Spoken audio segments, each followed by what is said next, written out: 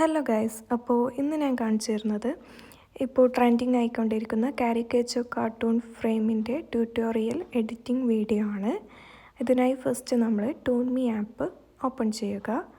ഇതിൽ കുറച്ചധികം ഡിസൈൻസ് കാണും.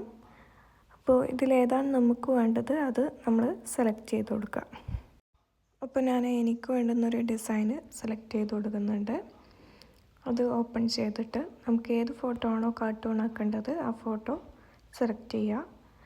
ആൻഡ് ഇതിൽ ഓട്ടോ സൂം ഓപ്ഷൻസ് ഉണ്ട്. റൈറ്റ് സൈഡിൽ താഴെയായിട്ട് ക്യാൻവാസസും ലെഫ്റ്റ് സൈഡിൽ താഴെയായിട്ട് ഫ്ലിപ്പും റൊട്ടേറ്റും ഓപ്ഷൻസൊക്കെ ഉണ്ട്.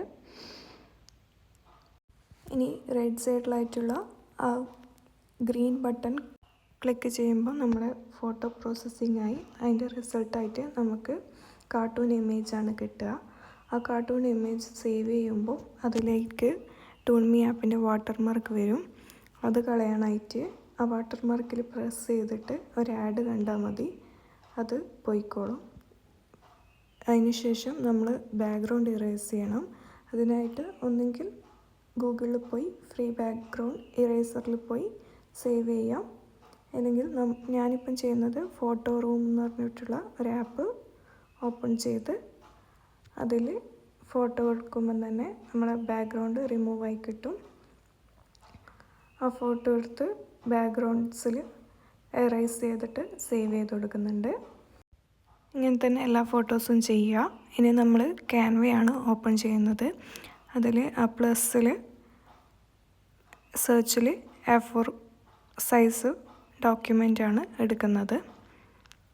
A4 സൈസ് ഡോക്യുമെൻ്റ് എടുത്ത ശേഷം താഴെ അപ്ലോഡ്സ് എന്ന് പറഞ്ഞിട്ടുള്ളൊരു ഓപ്ഷൻ ഉണ്ട്, അതെടുക്കുക. അപ്ലോഡ് ഫയൽസ് എടുക്കുക, ഫോട്ടോ ലൈബ്രറി എടുക്കുക. അതിൽ നമുക്ക് വേണ്ട ഫോട്ടോസ് സെലക്ട് ചെയ്യാം. അപ്പോൾ നമ്മൾ അപ്ലോഡ്സിലേക്ക് കിട്ടും. ഇനി നമുക്ക് വേണ്ട ഫോട്ടോസ് എടുക്കുക, A4 സൈസിലേക്ക് വെച്ച് കൊടുക്കുക. നമ്മൾ ഓരോ ഫോട്ടോ വെച്ച് കൊടുക്കുമ്പോഴും അതിന് പൊസിഷൻസിൽ പോയിട്ട് ബാക്ക്വേർഡും ഫോർവേഡും ഒക്കെ ചെയ്ത് കൊടുക്കുന്നുണ്ട്. അപ്പോൾ അങ്ങനെ ചെയ്യാം. പിന്നെ ഇത് എൻ്റെ ആദ്യത്തെ വീഡിയോ ആണ്. അപ്പോൾ എല്ലാവരും സപ്പോർട്ട് ചെയ്യുക, സബ്സ്ക്രൈബ് ചെയ്യുക, ലൈക്ക് ചെയ്യുക, ഷെയർ ചെയ്യുക, കമൻറ്റ് ചെയ്യുക. ഇനി നമ്മൾ എല്ലാ ഫോട്ടോസും എടുക്കുക, അങ്ങോട്ടും ഇങ്ങോട്ടും മറഞ്ചും പുറഞ്ചും വെച്ച് കൊടുക്കുക, ബാക്ക്വേർഡ് ചെയ്യുക, ഫോർവേഡ് ചെയ്യുക ഓരോ സ്ഥലം. ആൻഡ് ഇപ്പുറമുള്ള ആൾ ഇപ്പുറം വെച്ച് കൊടുക്കുക, അപ്പുറമുള്ള ആൾ ഇപ്പുറം വെച്ച് കൊടുക്കുക. അങ്ങനെ ആകുമ്പോൾ നമുക്ക് ഓരോരാൾക്കും കറക്റ്റ് ചെയ്യുന്ന സ്പേസിൽ വെച്ച് കൊടുക്കുക. ആൻഡ് ഇത് ചെയ്യുമ്പോൾ ശ്രദ്ധിക്കേണ്ട കാര്യം എന്താണെന്ന് വെച്ചാൽ ഫോട്ടോസിൻ്റെ ബാക്ക്വേർഡിൽ ഒരിക്കലും വൈറ്റ് ബാക്ക്ഗ്രൗണ്ട് കണ്ടാൽ അതൊരു ഭംഗി ഉണ്ടാവില്ല.